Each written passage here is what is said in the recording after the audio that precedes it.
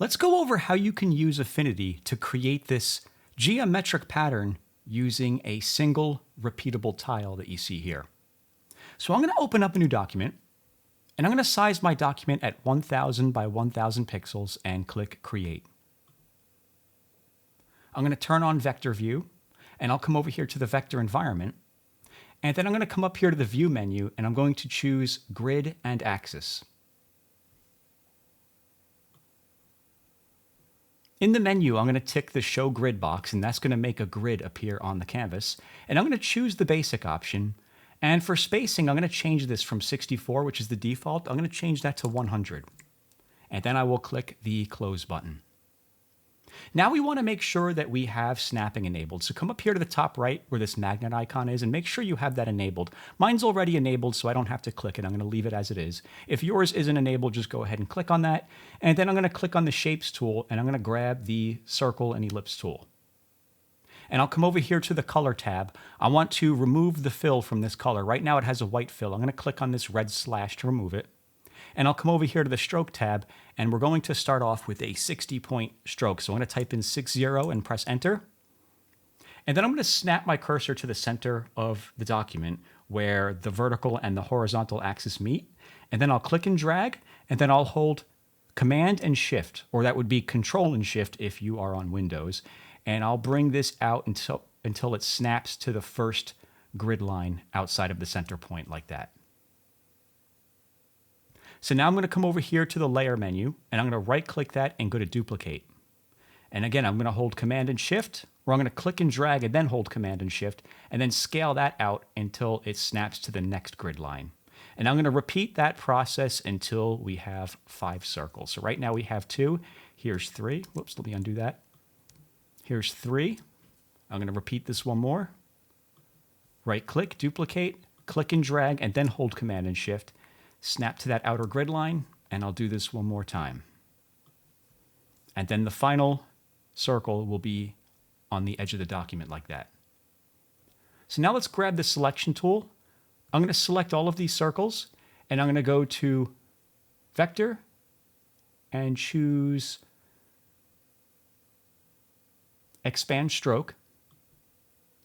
And then I'm going to unify them all together using this button up here that says Add. It's one of the Boolean operations. So click on that, and it's going to unify them all together to one shape. And then I'm going to scale this down. So I'm going to click and drag and then hold Command and Shift and scale it down so that it snaps to the inside edge of the document so that these circles fill up the document perfectly like that. Now I'm going to grab the Shapes tool again. This time I'm going to grab the Squares and Rectangles tool. And I'm going to snap the cursor to the center of the document and then click and drag to draw a square and then snap to the top left corner like that. And grab the Selection tool. Let's select both of these objects now and come up here to the Boolean operations and choose Intersect. Okay, so now I'm going to flip this vertically. So I'm going to come up here to the menu, the Transform menu, and I'm going to flip this vertically.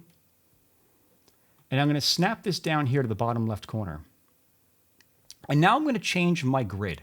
I'm going to go to View and go to Grid and Axis. And I'm going to bring this down by 1/4. So right now we have 100 pixels. I'm going to change this to 25. And then press Close.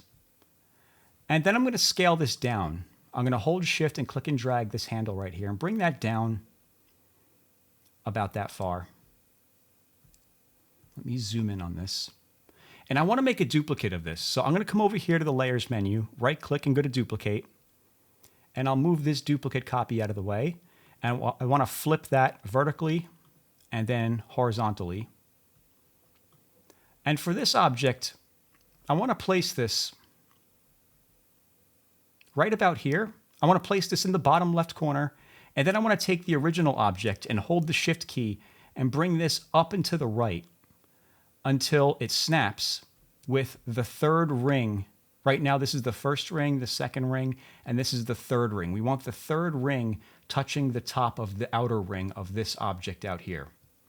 So let me redo that so I can show you, I can demonstrate a little better. And I'm actually going to make this a different color just so I can help demonstrate this better. I'll make this gray. And I'm going to hold Shift and click and drag this up and to the right until that 3rd ring snaps to that outer ring of the original object like that. And now I'm going to select both of these objects. And you'll know you've done it right if you come over here to the transform menu. They should be an equal width and an equal height. Mine are both 225, so I have that right. Yours doesn't necessarily have to be 225. As long as they're equal width and height, that means you did it right. If not, then go back and adjust the position so that it looks more like this. So I'll go to the Shape Builder tool now, and I'm going to choose the subtract option, and I'm going to subtract out these areas right here. So I'm going to subtract that, and I'll subtract this, and then I'll subtract that. And then we end up with something like that. So let me grab my select tool. I'm going to select both of these objects now, and I'll unify them together, clicking this button that says add. And now we have a single shape. So let me zoom out. I'm going to take this single shape and place it in the top left corner of the document and snap it in place. And let me make this all black. And I'm going to scale this down. I'm going to hold shift and scale this down until it's 200 pixels in size. And you should see right next to the cursor, there's a label with the measurements indicated. So this is 200 pixels right there, which is perfect. That's what I'm going for. I'm going to leave that just as it is. And now I'm going to make a duplicate of that object. So I'll come over here to the Layers menu and go to Duplicate. Right-click it and go to Duplicate. And I'll hold Shift and bring this out here until it snaps next to it like that. And now we want to rotate this 90 degrees clockwise. So let's come up here to the Transform menu, and I'm going to choose this bottom option that says Rotate Clockwise.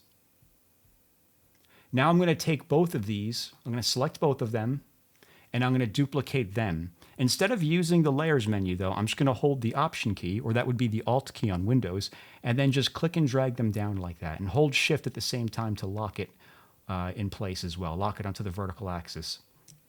And now I'm going to rotate these around 180 degrees. So I'm going to take this handle out here, and I'm just going to rotate this around. I'm going to hold Shift until it rotates around like that. And then I'll just snap these up there, snap these up top like that.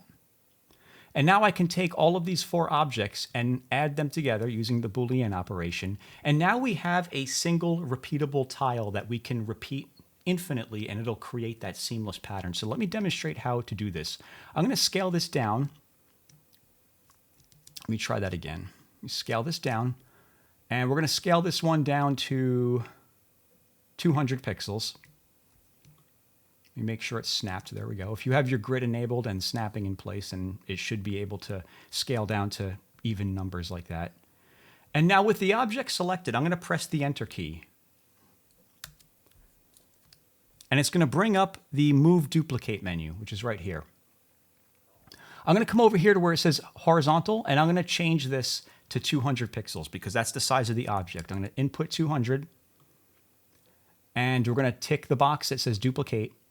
And you can see it created one duplicate of that object right next to it. And what I can do is I can increase this slider and create a bunch of different copies of it. So we only need 4 copies to fill up this document. So we're going to change that to 4. And we'll click OK. And now we've filled up that side.